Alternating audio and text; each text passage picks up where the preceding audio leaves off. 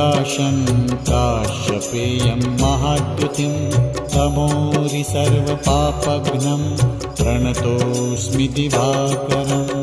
ॐ ह्रां ह्रीं ह्रौं स्वः सूर्याय नमः। ॐ ह्रां ह्रीं ह्रौं स्वः सूर्याय नमः। जपाकुसुमसङ्काशं काश्यपेयं महाद्युतिं तमोरि सर्वपापघ्नं प्रणतोऽस्मि दिवाकरम्।